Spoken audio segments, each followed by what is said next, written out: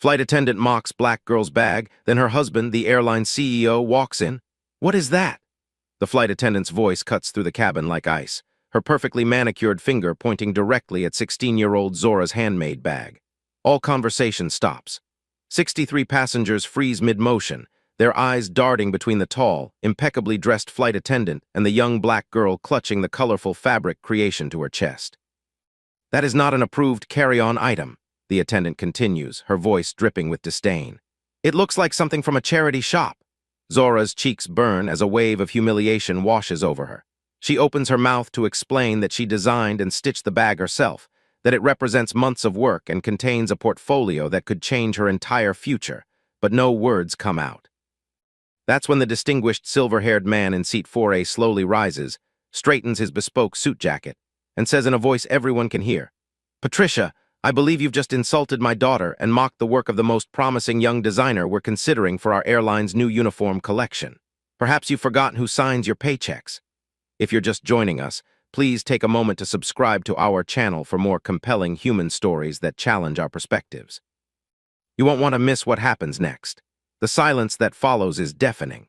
Patricia Whitmore, senior flight attendant with 15 years of spotless service records, feels the blood drain from her face as she stares into the steely gray eyes of Charles Emerson, CEO of Meridian Airlines, her boss and the most powerful man in commercial aviation on the East Coast. But to understand how we got here, to this moment of perfect tension at 30,000 feet, we need to go back to where it all began just 48 hours earlier. Zora Jenkins steps off the bus into the sweltering Atlanta heat, her handmade messenger bag bouncing against her hip with each determined stride. The bag, a vibrant patchwork of African wax prints, recycled denim, and embroidered panels, stands out against her simple white t-shirt and jeans. It's more than just a bag to her. It's her statement to the world, a physical manifestation of her creative voice.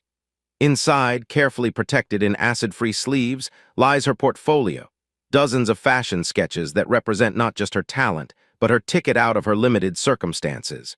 The humidity presses down like a weighted blanket, causing tiny beads of sweat to form along her hairline. Zora absently wipes them away, her mind focused on the meeting ahead rather than the oppressive Georgia summer. A passing car blares Whitney Houston's "I Want to Dance with Somebody," briefly pulling her back to the conversation with her grandmother last night. "You got your mama's talent and your daddy's eye," Grandma Lee had said as she helped Zora put the finishing touches on her portfolio, her arthritic fingers still nimble after decades of work as a seamstress. "But you got something neither of them had, determination that won't quit." She'd patted Zora's hand with a smile that held both pride and caution. "Just remember, baby, the fashion world ain't always kind to girls who look like us. They'll try to make you doubt yourself. Don't you let them." Today is the day she's been working toward for months. At 16, Zora is younger than most applicants for the prestigious Young Designers Mentorship Program at Emerson Institute of Fashion. But her art teacher, Ms. Carlisle, insisted her work was exceptional enough to warrant special consideration. "They'll either see your age as a reason to dismiss you or as evidence of your extraordinary talent," Ms. Carlisle had told her. "Make sure they see the latter." Ms. Carlisle, with her silver-streaked dreadlocks and vintage Halston dresses, had been the first to recognize Zora's potential, pulling her aside after finding her sketching fashion designs in the margins of her algebra notes. "You have a gift," she'd said, flipping through Zora's sketchbook with growing excitement. "But gifts need nurturing." She'd started bringing Zora fashion magazines, textile samples, and books on design history, resources Zora's family couldn't afford. Last month, when Ms. Carlisle suggested applying to the Emerson program, Zora had initially dismissed the idea. "That's for rich kids with connections," she'd argued, "kids whose parents are already in the industry." "And how do you think those kids' parents got their start?" Ms. Carlisle had challenged. "Someone took a chance on them too. Let your work speak for itself." The Emerson Institute towers above her now, all glass and chrome reaching toward the cloudless sky. Zora takes a deep breath, adjusts her bag, and pushes through the revolving door into the air-conditioned lobby. The security guard gives her a once-over, his gaze lingering on her handmade bag with an expression Zora knows all too well, the look that says she doesn't belong here. It's the same look she's received in upscale department stores, at her cousin's private school recital, and at the art supply store in Buckhead, where she sometimes splurges on special materials. "I have an appointment," she says, voice stronger than she feels, "with Mr. Diallo about the Young Designers program." The guard checks his tablet, eyebrows rising slightly. Zora Jenkins, you're early, take a seat. Zora settles into one of the sleek leather chairs, her fingers nervously tracing the stitches on her bag. Around her, fashion industry professionals come and go, their designer outfits and confident strides intimidating.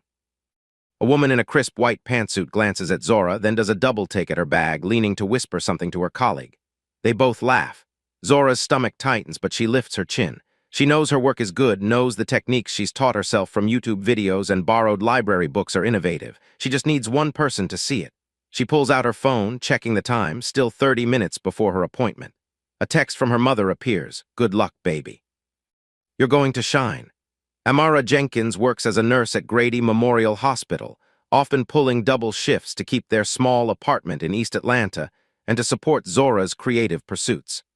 Amara's own dreams of fashion design had been deferred when she became pregnant with Zora at 22, but she'd channeled her creative energy into making sure her daughter had opportunities she never did.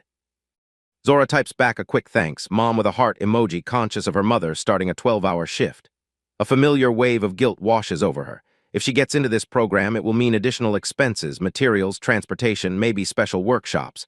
Money they don't have, but Amara had shut down these concerns each time Zora raised them. Don't you dare use me as an excuse not to fly, she'd said fiercely. That's not how this works. Ms. Jenkins. A tall man with kind eyes and a bright blue suit approaches. I'm Ibrahim Diallo, director of the Young Designers Program. Please come with me. Mr. Diallo's accent carries hints of his West African heritage, softened by years in America. He moves with the ease of someone comfortable in his own skin, nodding respectfully to other employees as they pass. In the elevator, Zora notices his cufflinks, tiny silver sewing machines that catch the light. Those are amazing, she says, nodding toward them. He smiles, touching one fondly. A gift from my mother when I got this position. She was a tailor in Senegal before we immigrated. She made uniforms for Air Afrique in the 1970s, very sharp designs with traditional motifs incorporated subtly into the modern silhouettes. That sounds incredible, Zora says, genuinely interested. Do you have pictures? A few. Perhaps I'll show you sometime. As they continue to the 14th floor, Mr. Diallo comments on her bag. That's your work, impressive construction. The way you've incorporated traditional patterns with modern elements is quite striking. Zora's heart lifts. Thank you, sir. I made it from materials I found at thrift stores and fabric scraps from the alterations shop where my grandmother works. Resourceful and sustainable, he nods approvingly. Two qualities we value highly here. Tell me what inspired this particular combination of fabrics. Heritage, partly, Zora explains as they exit the elevator. My mother's family is from Ghana and the Democratic Republic of Congo. These kente cloth patterns here, she points to vibrant geometric designs woven through the bag's front panel, represent wisdom and creativity, and I incorporated Japanese sashiko stitching techniques here because I love how they blend functionality with aesthetic beauty. The denim is from my first pair of designer jeans, a birthday splurge from my mom. When I outgrew them, I couldn't bear to throw them away. Mr. Diallo listens with genuine interest, asking thoughtful follow-up questions about her process and influences. By the time they reach the interview room, Zora feels slightly more at ease, though the sight of the long table where 3 other judges wait, their expressions professionally neutral, sends a fresh jolt of nerves through her system. For the next hour, Zora presents her portfolio, explaining her design philosophy and answering questions about her techniques and influences. The panel includes Renata Liu, creative director for a major retailer, Victor Ortiz, a veteran pattern maker with decades of experience, and Alina Wright, a fashion historian whose books Zora has devoured at the public library. Your technical skills are largely self-taught. As Wright asks, examining a detailed sketch of a deconstructed jacket with evident surprise. Yes, ma'am, Zora confirms. I've used online tutorials, books, and my grandmother's guidance. She worked as a seamstress for 40 years and taught me the foundations. Remarkable, Ms. Wright murmurs, exchanging glances with her colleagues. When asked about her career goals, Zora speaks passionately about creating accessible fashion that celebrates cultural diversity while remaining functional and sustainable. I want to design clothes that tell stories, that honor heritage while looking toward the future, she explains. I believe fashion should be both beautiful and meaningful and accessible to more than just the privileged few. Ambitious, remarks Ms. Liu, a woman with silver-streaked hair and sharp eyes. But you're very young. Most successful designers have formal training. I don't have access to formal training yet, Zora acknowledges. But I've studied every book, every online course I could find. My grandmother taught me to sew when I was 6. What I lack in formal education, I make up for in dedication and a unique perspective. And what perspective is that? Mr. Ortiz asks, speaking for the first time. His voice carries the slight roughness of a former smoker, his fingers bearing the calluses of someone who has worked with fabrics and needles for decades. Zora considers the question carefully. I see fashion as a language that crosses boundaries. Where I grew up, what you wear isn't just about style. It's about identity, community, and sometimes survival. I design with those realities in mind. My clothes need to work in real life, not just on runways. Mr. Ortiz nods slowly, something like approval flickering in his eyes. When the interview concludes, Mr. Diallo walks her to the elevator. You've given us much to consider, Ms. Jenkins. Your work shows remarkable promise. We'll be in touch within the week. Thank you for the opportunity, Zora says, trying to sound professional despite the adrenaline still coursing through her veins. Before you go, Mr. Diallo says, reaching into his pocket, I promise to show you these. He pulls out his phone, quickly finding a photo of a group of flight attendants from the 1970s, their uniforms featuring subtle West African patterns along the collars and cuffs. My mother's work for Air Afrique. They're beautiful, Zora breathes, noting the impeccable tailoring and innovative design elements that somehow manage to be both culturally specific and universally appealing. The proportions, the integration of the patterns, they feel fresh even now. Good design transcends time, Mr. Diallo says with a smile. Something to remember as you develop your own voice. Zora steps back into the heat, feeling both drained and exhilarated. She did her best. Now she just has to wait.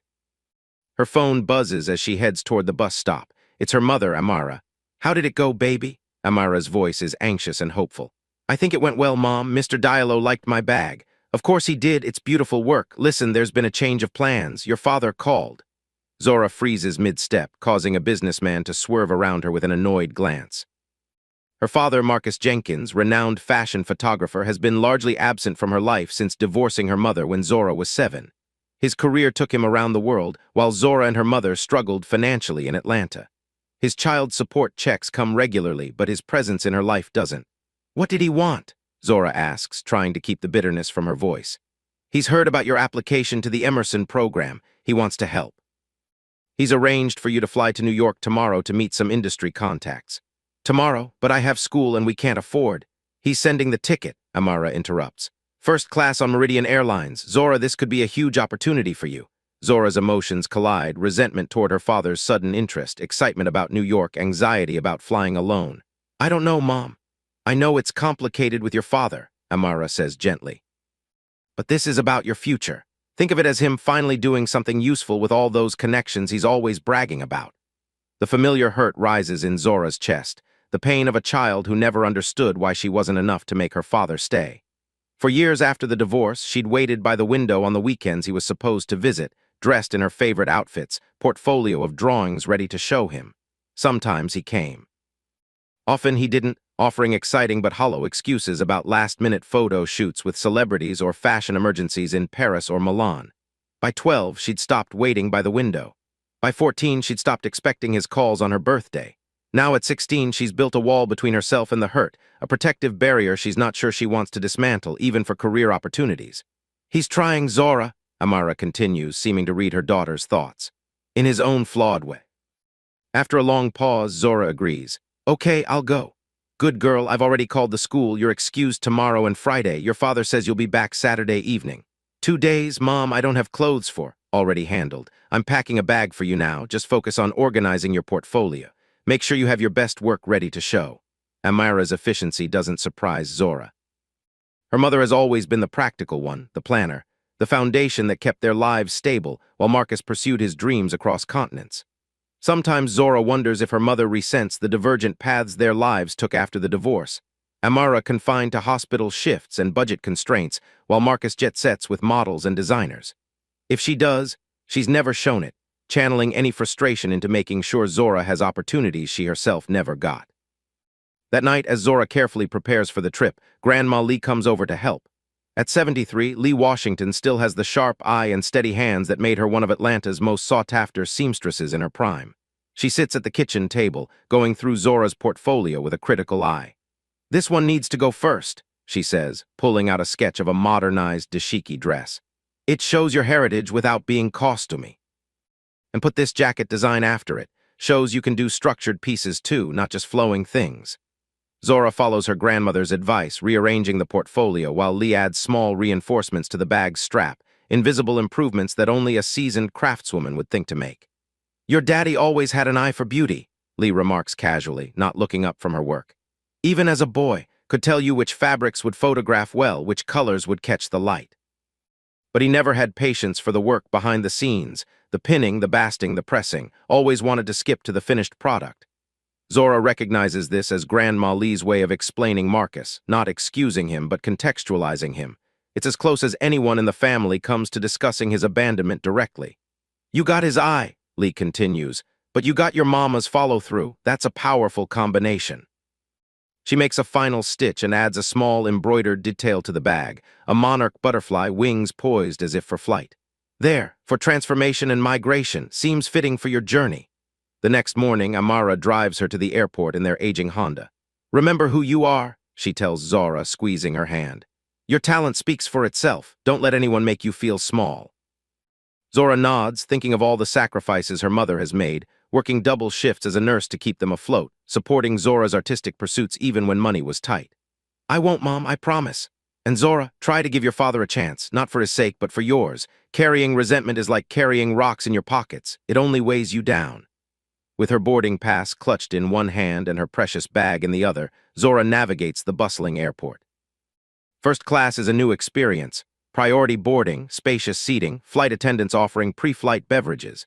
She settles into her window seat, placing her bag carefully on her lap rather than in the overhead compartment. The cabin gleams with understated luxury, soft leather seats, polished wood accents, the subtle scent of something expensive and clean. Zora runs her fingers over the seat controls, marveling at the multiple position options and the personal entertainment system. A memory surfaces. Her father once showed her photos he'd taken for an airline magazine, explaining the difference between first class and business class with the enthusiasm he usually reserved for discussing lighting techniques or the latest camera equipment. He'd promised to take her on a first-class flight someday. 9 years later, he's finally keeping that promise, though not in the way either of them had imagined. The businessman in the aisle seat glances at her, then at her bag with mild curiosity. He's in his early 40s, Asian American, dressed in a tailored gray suit that speaks of quiet success rather than flashy wealth. That's an interesting piece, he comments. Very artistic. Thank you, Zora replies. I made it myself. Really? His interest seems genuine. That's impressive craftsmanship. Before they can continue the conversation, an announcement comes over the intercom that boarding is complete. The seat between them remains empty, a small luxury Zora hadn't expected. As the plane begins to taxi, Zora texts her mother. On the plane, window seat in first class, will call when I land. The flight attendants begin their safety demonstration. Zora notices one in particular, an elegant woman in her 40s with a perfect blonde chignon and immaculate makeup. Her name tag reads Patricia Whitmore, Senior Flight Attendant. Unlike her colleagues, whose smiles seem warm and genuine, Patricia's feels practiced and cold. Her gaze passes over Zora without really seeing her. Patricia moves with practiced efficiency, her uniform, navy blue with gold accents, fitting her tall frame perfectly. She resembles the flight attendants from the 1980s movies Zora sometimes watches with her mother on their rare shared days off, polished, authoritative, slightly intimidating. When she speaks to the first-class passengers, her voice carries the crisp enunciation of someone who attended expensive elocution classes. Once they're airborne, service begins. When Patricia reaches their row, she addresses the businessman with warmth.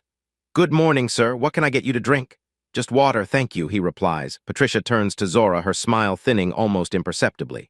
And for you, young lady? Orange juice, please, Zora says. Patricia's eyes flick to the bag on Zora's lap. A slight frown crosses her features. You should really put that in the overhead compartment or under the seat in front of you during the flight.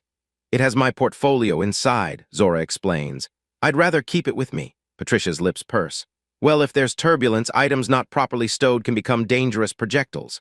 I'll put it under the seat when I have my drink, Zora promises. With a tight nod, Patricia moves on. The businessman leans over slightly. Don't mind her. Some of the senior staff can be sticklers for rules. I noticed, Zora murmurs. I'm James, by the way, James Chen. He offers his hand. Zora Jenkins, they shake. So what's in the portfolio that's so precious? He asks. Zora hesitates, then decides there's no harm in telling him. Fashion designs. I'm headed to New York to meet with some industry contacts. Ah, a designer. My wife works in fashion. She's a buyer for Neiman Marcus. This connection immediately puts Zora at ease. Really? That must be fascinating. She loves it. Started as a sales associate while putting herself through fit, worked her way up over 15 years. Now she decides what thousands of customers will be wearing next season. The conversation flows easily after that. James is knowledgeable about the industry and asks thoughtful questions about Zora's work. He shares stories about accompanying his wife to fashion weeks in Paris and Milan, offering insider perspectives on designers Zora has only read about in magazines. The most talented ones aren't always the most famous, he tells her. Some of the best designers I've met work behind the scenes, creating the foundations that allow the big names to shine. When Patricia returns with their drinks, she seems vaguely annoyed to find them engaged in animated discussion. "Your juice, miss," she says, setting it down with less care than she had with James's water. A few drops splash onto the tray table. "Thank you," Zora says, quickly placing a napkin over the spill. As Patricia moves to the next row, James raises an eyebrow. "Someone woke up on the wrong side of the runway this morning." Zora smiles at the quip but feels uncomfortable with the tension. Throughout her life, she's encountered people like Patricia, people who look at her and see only her youth, her race, her handmade clothes, and decide she doesn't belong in certain spaces. Usually, she tries to prove them wrong through excellence and grace. But 30,000 feet in the air, trapped in a metal tube for the next 2 hours, the strategy feels more challenging than usual. Throughout the flight, Zora notices Patricia watching her with what seems like disapproval. When another flight attendant, a younger woman named Tanya, stops to admire Zora's bag and chat about fashion, Patricia calls her away for some task. "Sorry," Tanya whispers as she leaves. "Duty calls, but seriously, that bag is amazing. I'd buy one in a heartbeat." The compliment warms Zora, temporarily offsetting Patricia's chilly demeanor. James, noticing the interaction, shakes his head slightly. "Office politics at 30,000 feet, he murmurs. "Some things are universal." He shares stories about his own career in finance, where he often encountered similar dynamics. "When I started at Goldman Sachs in the 90s, I was frequently the only Asian American in the room. People would mistake me for IT support or ask me to deliver their lunch." "What did you do?" Zora asks. "Corrected them politely, then made sure I was twice as prepared, twice as knowledgeable as everyone else. Eventually, they had to see me." He smiles. "Now I run my own investment firm, and some of those same people call me for advice. Success is the best response to prejudice." Zora thinks about this. She's heard similar advice from her mother, her grandmother, her teachers, the familiar refrain of excellence as armor against bias. Sometimes it feels empowering, other times exhausting. Why should she have to be exceptional just to be treated with basic respect? 2 hours into the flight, Patricia approaches again. "We'll be serving lunch soon. Would you like the chicken or the pasta?" "Pasta, please," Zora replies. Patricia nods, then frowns at Zora's bag again. "That really should be stowed properly." Before Zora can respond, a voice from across the aisle interjects. "The young lady has explained it contains valuable work." The speaker is an older gentleman with silver hair and penetrating gray eyes. He's dressed in an impeccable suit that even Zora's untrained eye can tell costs more than her mother makes in a month. Trisha's demeanor changes instantly. "Of course, Mr. Emerson, I was just concerned about safety regulations." "I appreciate your diligence, Patricia," he says with a smile that doesn't quite reach his eyes. "But I think we can make an exception in this case." Patricia nods stiffly and continues down the aisle. Zora turns to thank the man, but he's already returned to his laptop, typing rapidly. James leans over. "Do you know who that is?" he whispers. Zora shakes her head. "Charles Emerson, CEO of Meridian Airlines. We're literally flying in his company right now." Zora's eyes widen. "Emerson, like the Emerson Institute where I just interviewed?" James nods. "The very same. His family has been in fashion and luxury travel for generations. The institute is named after his grandfather, William Emerson, who revolutionized airline uniforms in the 1960s. Before him, flight attendants, they were called stewardesses then, wore these military-inspired outfits that prioritized formality over function. William created designs that were both elegant and practical, with innovative fabrics that breathed better and moved with the body." This connection feels significant, though Zora isn't sure why. She steals glances at the CEO throughout the meal service. Despite his obvious wealth and power, there's something approachable about him, a thoughtfulness in his expression as he works. Charles Emerson appears to be in his early 60s, with the athletic build of someone who makes time for exercise despite a demanding schedule. His suit is bespoke but understated, his only jewelry a vintage watch and a simple wedding band. Unlike some of the executives Zora has observed at her mother's hospital fundraisers, men who wear their success like cologne, heavy and overwhelming, Mr. Emerson carries his authority lightly. He catches her looking once and offers a small, friendly nod before returning to his work. Zora quickly averts her gaze, embarrassed to be caught staring, but also intrigued by the coincidence of flying with the namesake of the very institution she hopes to attend. When lunch is served, a surprisingly elegant affair of fresh salad, warm bread, and pasta with a delicate cream sauce, Zora notices the difference in service.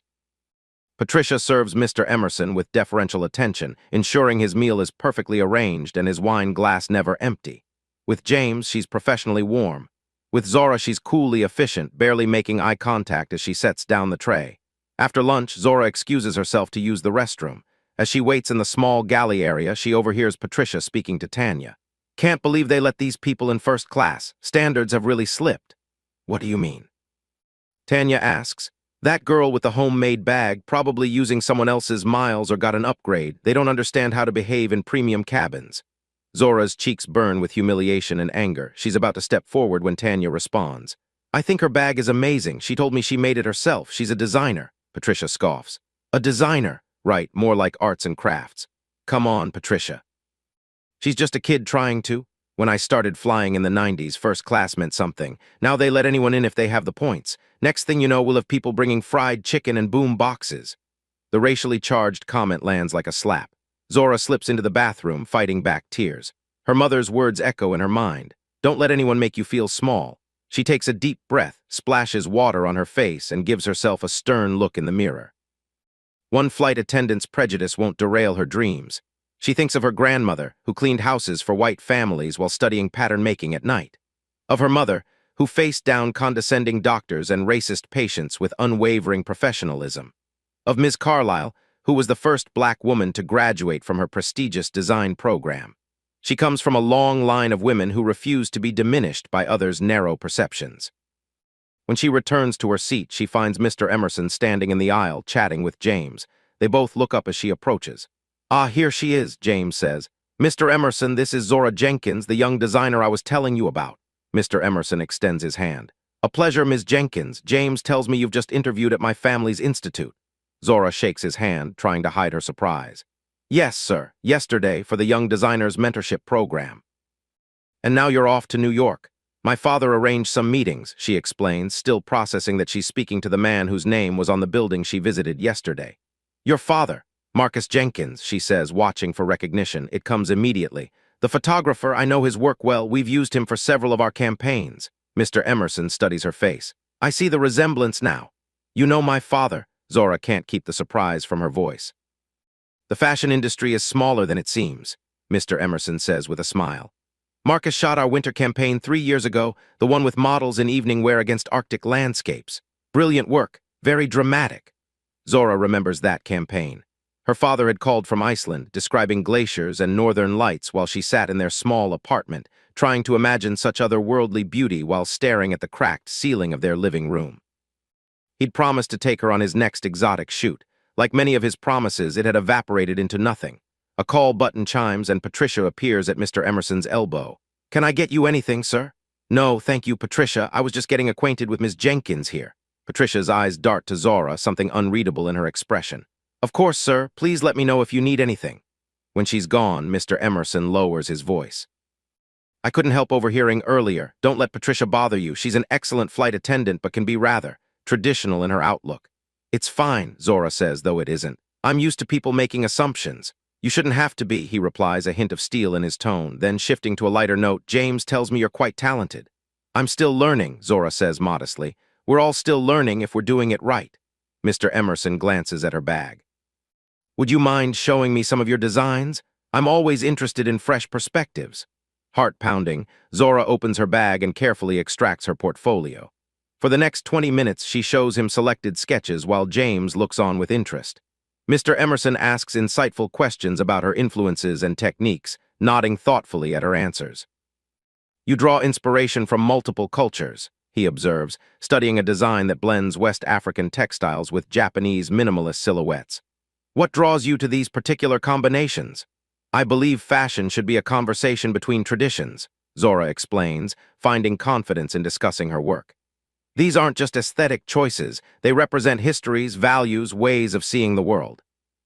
When they come together in one garment, they create something new while honoring what came before. Mr. Emerson looks impressed. That's a sophisticated philosophy for someone your age. My grandmother says I was born with an old soul, Zora admits with a small smile. She's been saying that since I was 5 and insisted on coordinating all my outfits by color story. This earns a genuine laugh from both men. As they continue discussing her designs, Zora notices Patricia passing by several times, her expression growing increasingly perplexed as she observes the CEO's evident interest in the young passenger she dismissed. You have a unique eye, he says finally. The way you blend traditional African textiles with contemporary silhouettes is quite sophisticated. And James tells me you made that bag yourself? Zora nods, feeling a surge of pride. Yes, sir. I salvage materials and repurpose them. Sustainability and style, a powerful combination. He hands back her portfolio. I'll be interested to see what the selection committee decides. Thank you for taking the time to look, Zora says sincerely. My pleasure. The institute bears my family name, but the selection committee operates independently. Still, I'm not without influence. He winks, and for a moment, Zora catches a glimpse of mischief beneath the corporate exterior, a hint that Charles Emerson might be more complex than his CEO persona suggests. As the plane begins its descent into New York, Zora feels a mix of emotions, pride in her work being recognized by someone like Charles Emerson, lingering anger at Patricia's comments, and nervousness about meeting her father after so long. The last time she saw him in person was over a year ago, a brief dinner when he passed through Atlanta on a shoot. The captain announces their approach to JFK, and flight attendants move through the cabin for final preparations. Patricia conducts the cabin check, her manner professional but cold when she reaches Zora's row. Please secure your bag for landing, miss. Zora tucks it under the seat in front of her, noticing Patricia's lingering, disapproving glance. The flight attendant's attitude stings, especially after the validation from Mr. Emerson, but Zora reminds herself of her grandmother's advice. Not everyone will see your worth. Focus on those who do. As the plane touches down and taxis to the gate, James wishes Zora luck with her meetings. If you ever need advice about the business side of fashion, my wife would be happy to talk with you. He hands her a business card. Melanie's email is on there too. She's always looking for emerging talent. Thank you, Zora says, genuinely touched by his kindness. It was nice meeting you. You too. Remember what I said, success is the best response. After landing, as first-class passengers prepare to disembark, Mr. Emerson approaches Zora again. Ms. Jenkins, I have a proposition for you. Meridian Airlines is looking to redesign our uniform collection, something more modern and distinctive. We're considering several established designers, but I'm intrigued by your fresh approach. Would you be interested in submitting some concepts while you're in New York? Zora stares at him in disbelief. Me? Design for an airline? Just concepts at this stage, he clarifies. But yes, sometimes the most innovative ideas come from unexpected sources. Yes, absolutely. Thank you for the opportunity, Mr. Emerson. He hands her a business card. Excellent. Email me directly with any questions, and good luck with your other meetings. As Zora accepts the card, she notices Patricia watching from the galley, her expression a mixture of confusion and displeasure. The realization that the CEO himself has just expressed interest in her work while Patricia dismissed her as not belonging is satisfying in a way Zora isn't entirely proud of. The passengers begin to file out. James wishes Zora luck and departs. As she gathers her belongings, Patricia approaches one last time. Miss, you left this. She holds out a sketchbook that had slipped from Zora's bag. Thank you, Zora says, reaching for it. Patricia doesn't immediately release it, her eyes scanning the open page, a design for a jacket that incorporates elements of West African dashiki patterns into a modern silhouette. For a moment, something like appreciation flickers in her eyes before her professional mask returns. Have a nice stay in New York, she says before turning away. Zora exits the plane, spotting her father immediately in the jetway. Marcus Jenkins stands out in any crowd, tall, stylishly dressed, with the same warm brown skin and artistic eyes as his daughter. When he sees her, his face lights up. There's my girl, he calls, arms outstretched. Zora walks into his embrace with mixed feelings, the familiar comfort of her father's arms tempered by years of absence and disappointment. Hi, Dad. Let me look at you, he says, stepping back. You've grown so much, more beautiful every time I see you. At 45, Marcus Jenkins remains strikingly handsome. His close-cropped hair shows just a touch of gray at the temples, adding distinguished character to his face. He's dressed casually but expensively, designer jeans, a cashmere sweater, Italian leather boots. A vintage Leica camera hangs around his neck, his professional tool and personal talisman. It's been over a year, Dad. People tend to change. If he notices the edge in her voice, he doesn't acknowledge it. Your mother tells me you're making waves in fashion already. The Emerson Institute, huh? That's major league. They haven't accepted me yet, Zora reminds him. They will, he says with the easy confidence of someone used to doors opening. And now we'll add some fuel to the fire. I've set up meetings with Calvin Mitchell at Vogue and Sabine Rhodes at Fashion Forward. They're old friends, very influential. As they walk toward baggage claim, Marcus gestures to her bag. Is this your work? Very nice texture play. Yes, Zora says, surprised and pleased by his knowledgeable comment. I used kente cloth from Ghana, Japanese sashiko stitching techniques, and repurposed denim. The cross-cultural references are sophisticated. You've got my eye for composition, that's clear. For a moment, Zora allows herself to enjoy her father's praise. Despite everything, his opinion still matters to her. She remembers being 6 years old, sitting in his photography studio, watching him work. The precise way he adjusted lights, directed models, captured exactly the right moment. She'd loved those days, soaking up his creative energy, basking in his attention when he'd pause to show her what he was doing or ask her opinion on a shot. How's your mother? Marcus asks as they exit the terminal. Working too hard as usual. The hospital keeps cutting staff while increasing patient loads. Marcus frowns. I've told her I can help more financially. Maybe she'd rather have had a partner than a checkbook, Zora says before she can stop herself. Her father gives her a long look. That's fair, your mother and I. It's complicated, but I've never stopped caring about both of you. Caring from a distance is convenient, Marcus winces. I deserved that. Look, Zora, I know I've been inconsistent. My career took over my life in ways I never intended. That's not an excuse, just a reality I'm trying to face more honestly these days. They reach the taxi stand, where a driver immediately steps forward to take Marcus's bag, the invisible privilege of being well-dressed and confident in spaces like airports. Zora, he sighs as they settle into the backseat. Let's not waste the little time we have arguing about the past. I want to help you now with your career. Will you let me do that? Zora considers this. Whatever his failings as a father, Marcus does have connections that could help her. Okay, she agrees, but no promises about forgiveness. He laughs, a warm sound that reminds her of happier times. Fair enough, now let's get you settled at the hotel. You can rest before dinner with Calvin tonight. In the taxi to Manhattan, Zora tells him about her encounter with Charles Emerson. Marcus is visibly impressed. Charles Emerson himself, that's unexpected. He's notoriously selective about projects. If he's interested in your work, that's significant. He wants me to submit designs for their new uniform collection. Marcus whistles. That's a major opportunity. Airline contracts are prestigious and lucrative, plus the exposure, millions of passengers seeing your designs daily. For the first time, the magnitude of Mr. Emerson's offer sinks in. This could be life-changing, not just for her career, but for her mother, too. She could contribute financially. Maybe Amara wouldn't have to work so hard. I need to start sketching right away, Zora says, already mentally sorting through ideas. Use the hotel room today, Marcus suggests. I have a shoot until dinner. The suite has a desk with good light. The hotel exceeds anything Zora has experienced, a luxury boutique property in Soho with art-filled lobbies and attentive staff. Her suite includes a separate sitting area with the promised desk overlooking the city skyline. After her father leaves, Zora calls her mother. I met Charles Emerson on the plane, she says after describing the flight. The Charles Emerson, he wants me to design uniform concepts for Meridian Airlines. Baby, that's amazing. Amara's pride radiates through the phone. See, your talent is undeniable. There was this flight attendant, though, Zora continues, the memory still stinging. She kept looking at me like I didn't belong there. I heard her talking about these people in first class. Amara is quiet for a moment. There will always be people who judge you before knowing you. Your job isn't to convince them, it's to be so good they look foolish for doubting you. That's what I'm trying to do, Mom. And you're succeeding. Now tell me about your father. Zora describes their reunion, trying to be fair despite her complicated feelings. He seems genuinely excited about helping with my career. That's always been easier for him than actual parenting, Amara says, then sighs. I'm sorry. That wasn't fair. He does love you, Zora. He's just limited in how he shows it.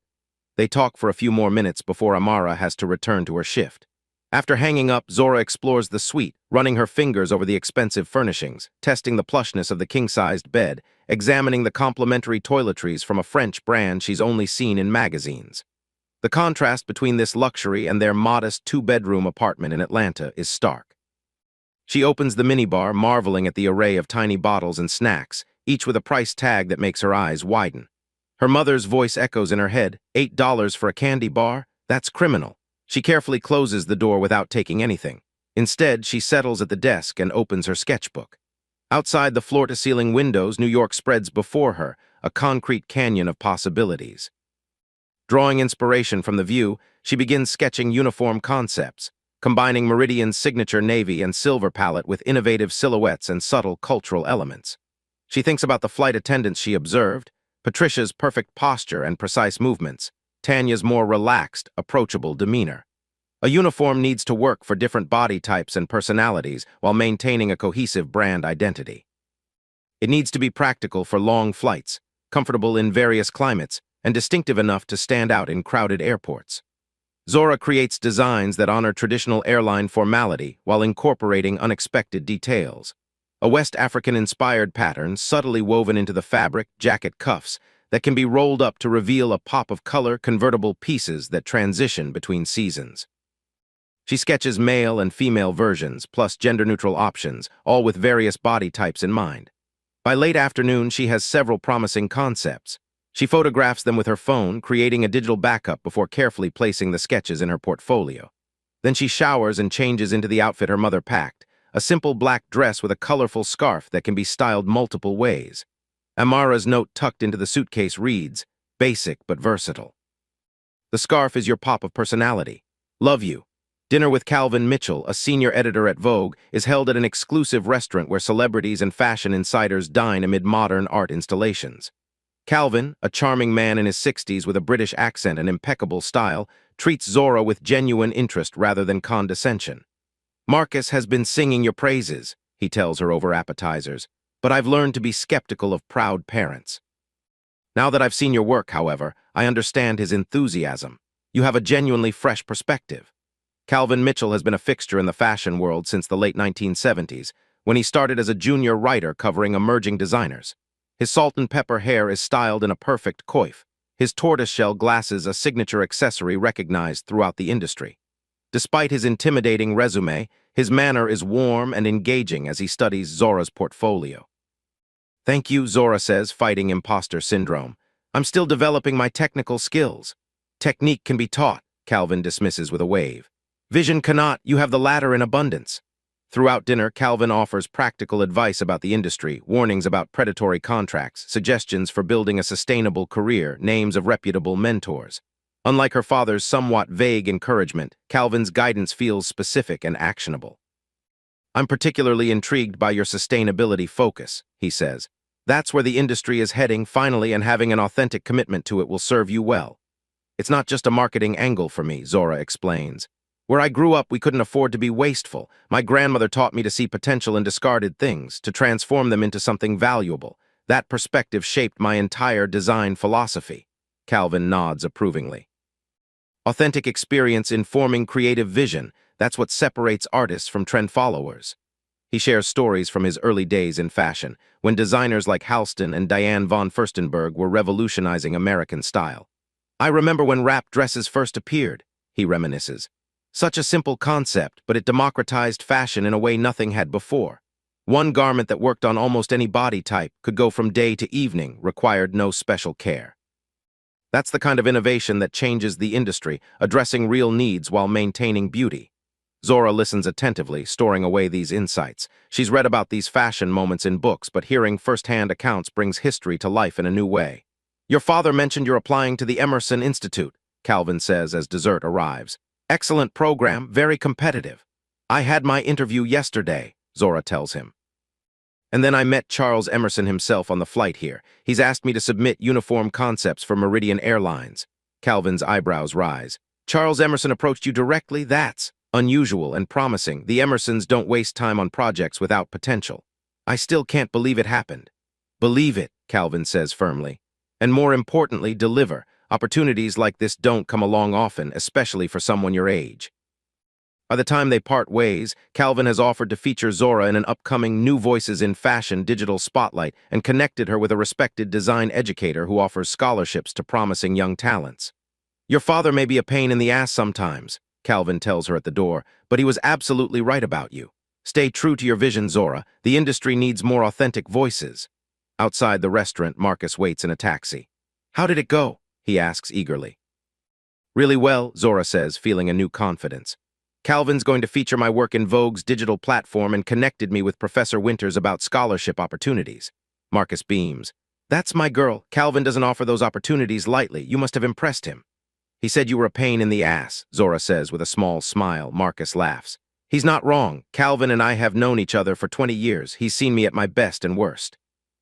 As they ride back to the hotel, Marcus seems different, more present, more attentive to Zora's experiences rather than centering himself.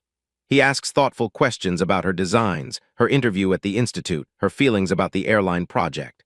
For the first time in years, Zora feels like her father is actually seeing her. Back at the hotel, Zora finds herself too wired to sleep.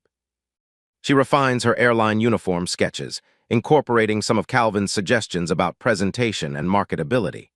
Around midnight, her phone pings with an email from Mr. Diallo at the Emerson Institute. Dear Ms. Jenkins, the committee has reviewed your application with great interest.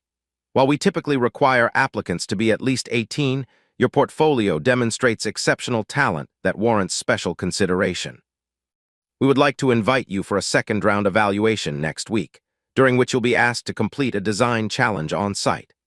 Additionally, I've been contacted by Charles Emerson regarding your potential involvement with Meridian Airlines' uniform redesign.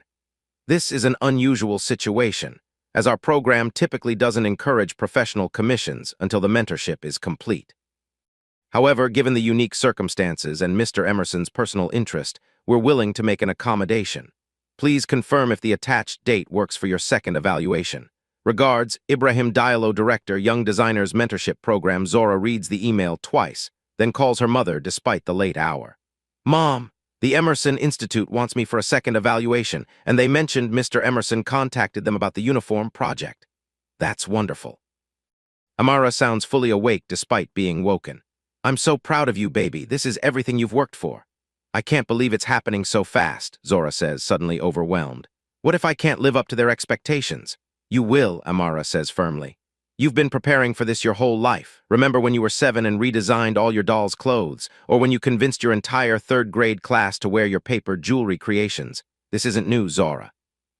It's just a bigger stage for what you've always done naturally. The memory makes Zora smile, how she'd spent weeks creating intricate paper necklaces and bracelets for her classmates, each design personalized to its recipient. Her teacher had been so impressed, she'd contacted the local children's museum, which ended up displaying Zora's work in their young artists' gallery. It had been her first taste of recognition outside family and friends. Thanks, Mom. I needed that reminder. That's what mothers are for. Now get some sleep. You have more meetings tomorrow. Comforted by her mother's confidence, Zora manages a few hours of sleep before her next day of meetings. Breakfast with Sabine Rhodes from Fashion Forward proves as valuable as the dinner with Calvin. Sabine, a former designer-turned-media mogul, offers to feature Zora's work in their next-generation issue and suggests she apply for their summer internship program. The industry is changing, Sabine tells her over coffee. When I started, it was all about exclusivity. Now it's about authenticity and connection. Your work speaks to both. Sabine Rhodes cuts an impressive figure, tall, elegant, with a signature silver bob and statement jewelry. As one of the few black women to head a major fashion publication, she's a pioneer Zora has long admired from afar.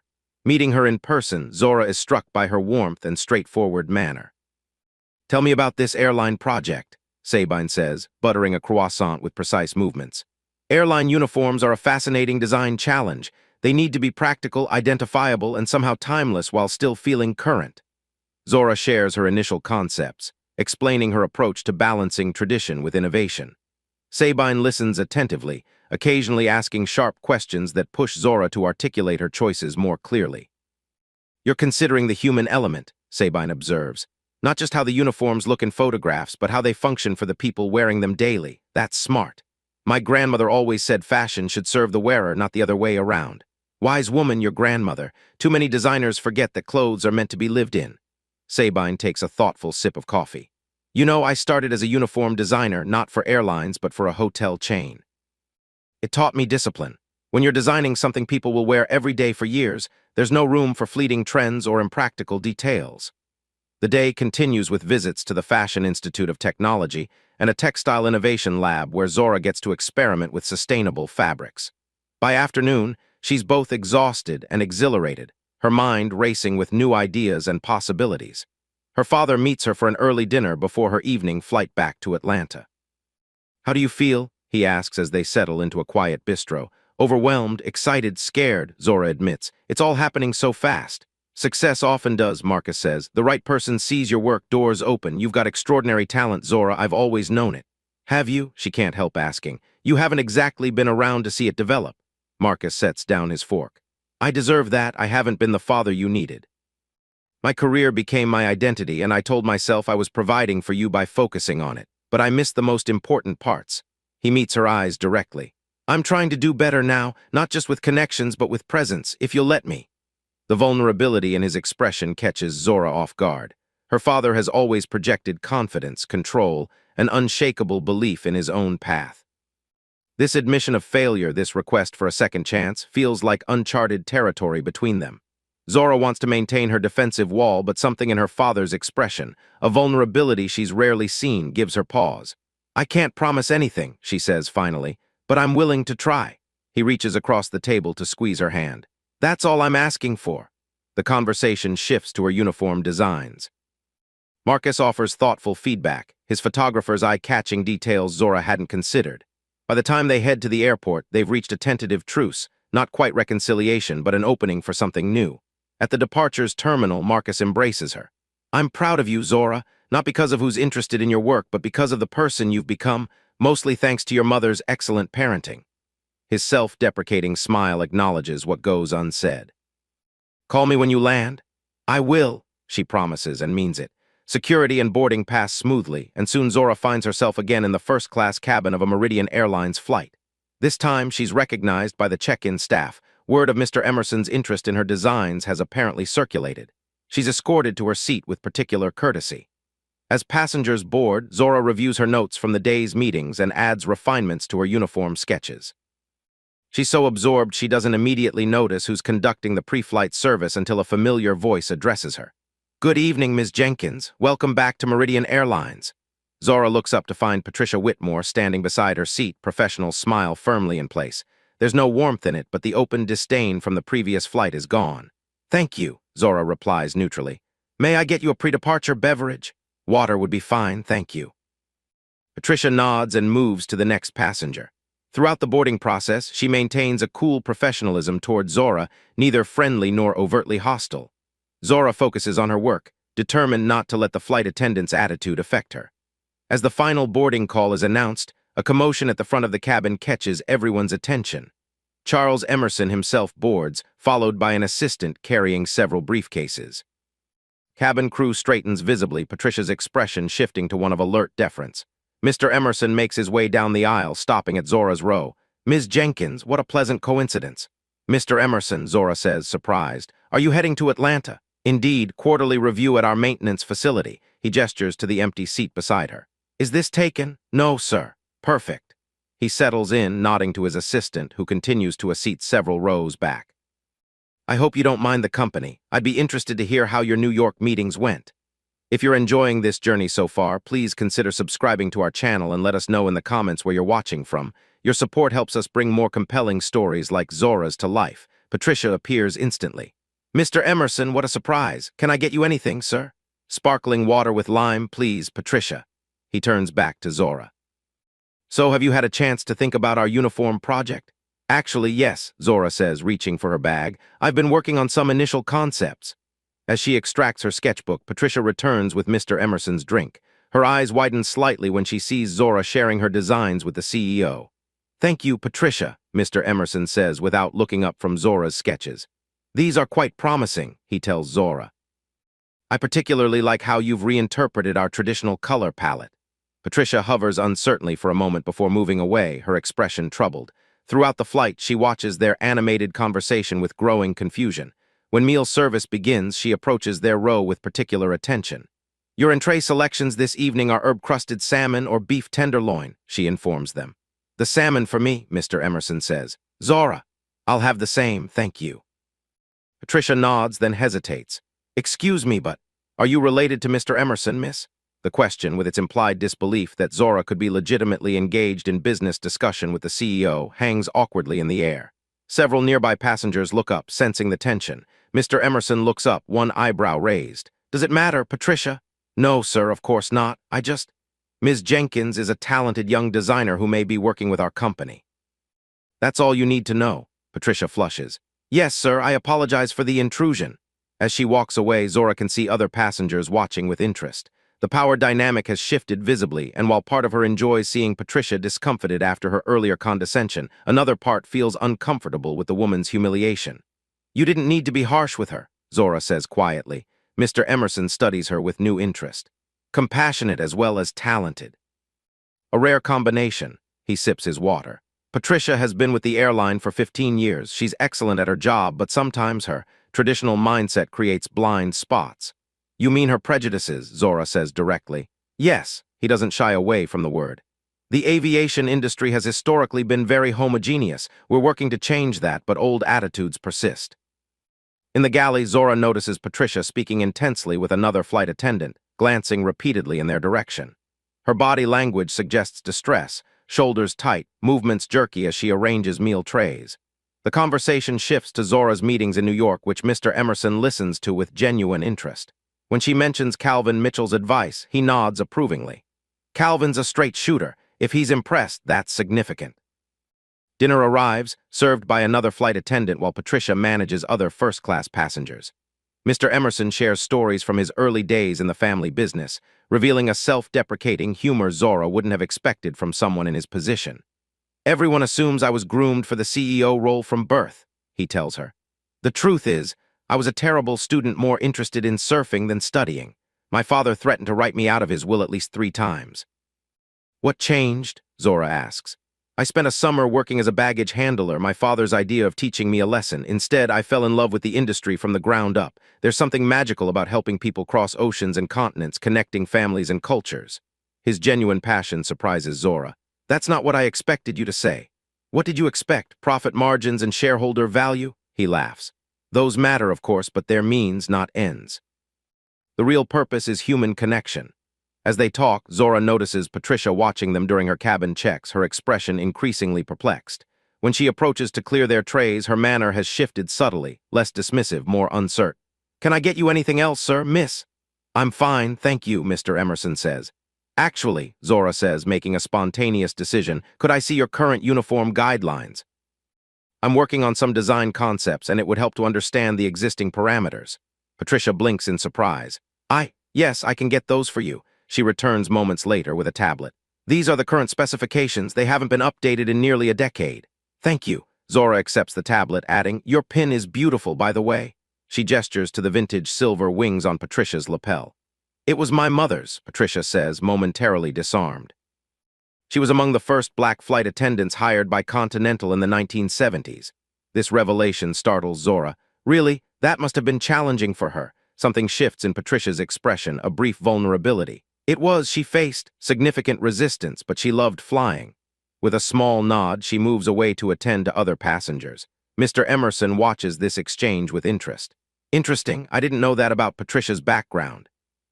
"Maybe she doesn't talk about it much," Zora suggests. "It can be complicated carrying that kind of family legacy." "Indeed," he gives her a thoughtful look. "You're quite perceptive for someone your age." "My mother says I was born with old eyes," Zora says with a small smile. "It doesn't always make life easier. The best talents rarely do."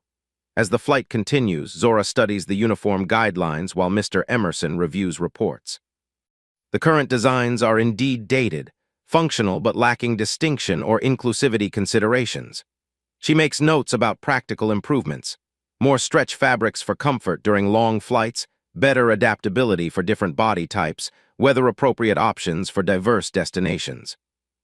She notices that the current uniform system is highly gendered, strict skirt and blazer combinations for women, with pants only as a secondary option, and limited accommodation for religious head coverings or cultural considerations. The color palette is conservative, the silhouettes boxy and unflattering on many body types. When the captain announces their initial descent into Atlanta, Mr. Emerson closes his laptop. "I've been thinking, Zora. Whether or not the Emerson Institute accepts you, and I suspect they will, I'd like to offer you an opportunity." "Sir?" "A summer internship with our design team working specifically on the uniform project. Paid, of course, with housing provided if you need it. You'd work alongside established designers, but your concepts would be given equal consideration." Zora's heart races. "That's incredibly generous, Mr. Emerson." "It's not charity," he says firmly. "It's good business. Fresh perspectives like yours are exactly what Meridian needs." "Then I accept, thank you." Excellent, I'll have my assistant send the details. He hesitates, then adds, there's something else you should know. What's that? The Emerson Institute Committee has already decided to accept you. Ibrahim called me this morning for a final reference check, which was merely a formality. They'll announce it officially next week. Zora's breath catches. They've accepted me for certain. For certain. Congratulations. Tears spring to her eyes, tears of relief, validation, and overwhelming gratitude for all the sacrifices her mother made to help her reach this moment. I need to call my mom as soon as we land. Of course, Mr. Emerson smiles. She must be very proud. She is. She's always believed in me, even when no one else did. As they prepare for landing, Patricia conducts the final cabin check. When she reaches their row, she notices Zora's emotional state. Is everything all right, miss? She asks, professional concern in her voice. Yes, Zora says, just received some good news.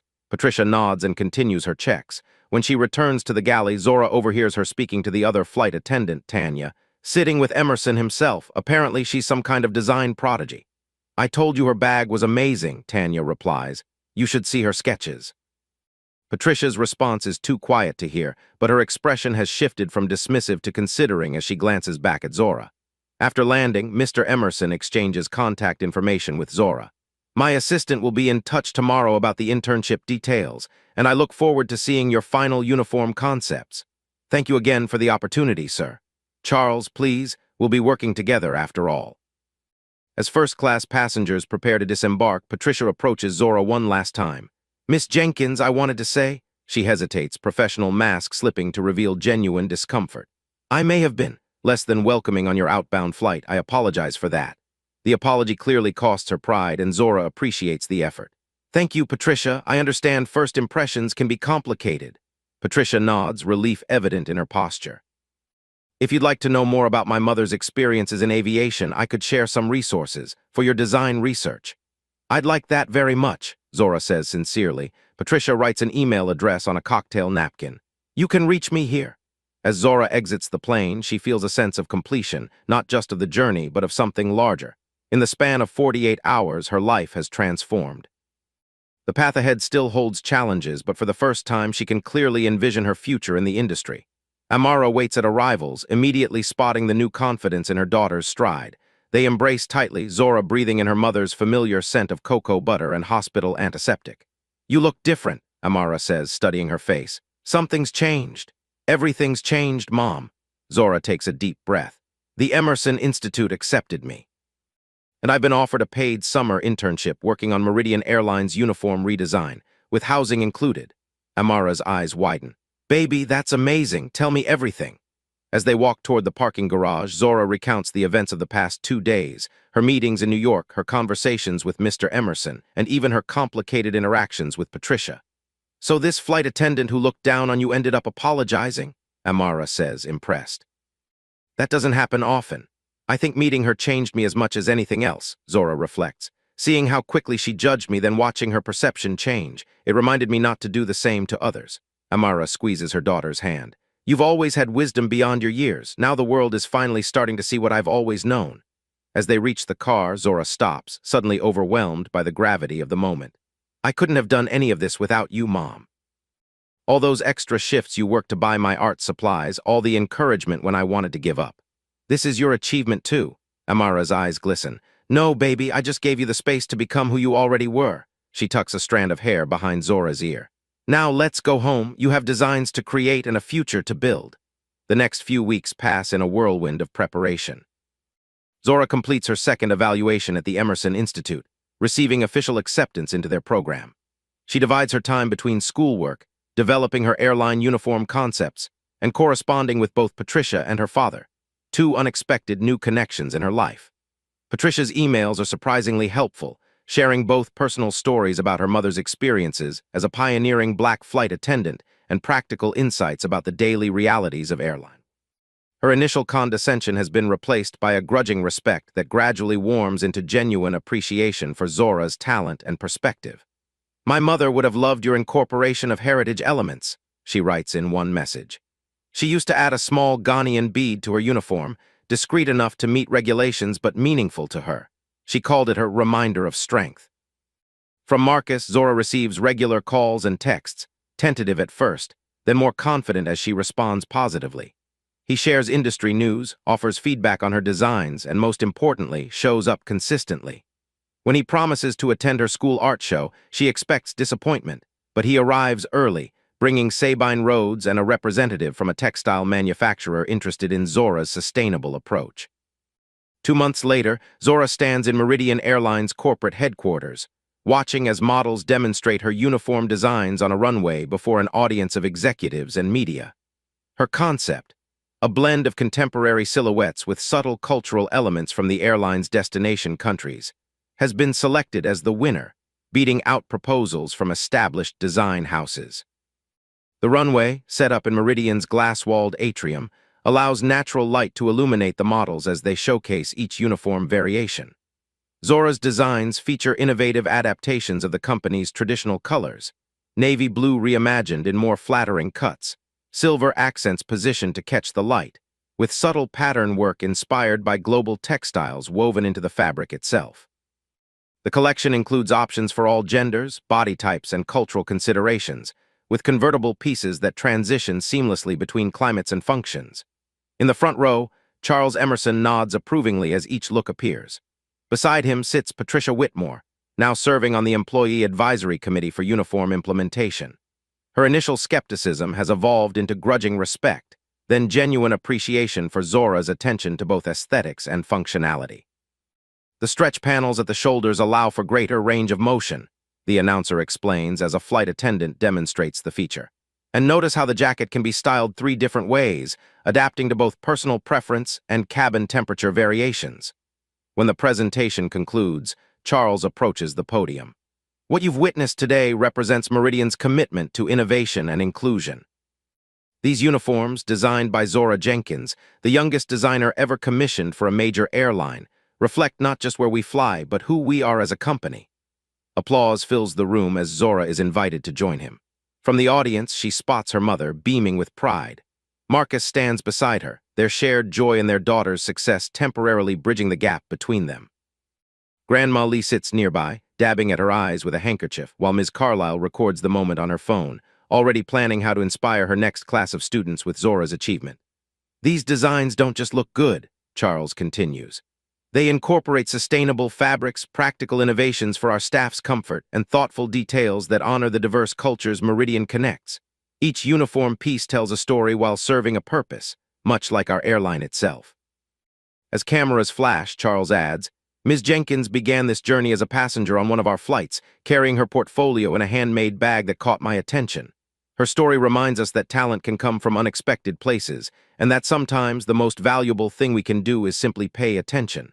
Later, at the reception, Patricia approaches Zora with 2 glasses of sparkling cider.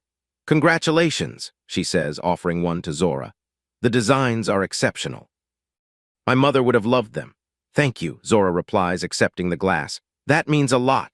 Patricia hesitates, then says, I owe you a more complete apology. When I first saw you on that flight, I made assumptions based on prejudices I didn't even realize I was carrying. I judged you without knowing anything about you.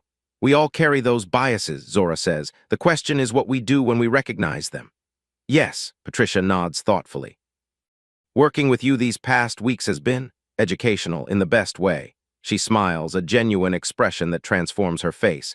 And the designs really are brilliant. I haven't been this excited to put on my uniform since my first day with the airline. I incorporated some of your suggestions, Zora tells her. The adjustable hemline, the hidden pockets, those came directly from our conversations. I noticed. It's the first time in my career anyone has actually asked flight attendants what we need in a uniform, rather than just how we should look in it. Patricia takes a sip of her cider.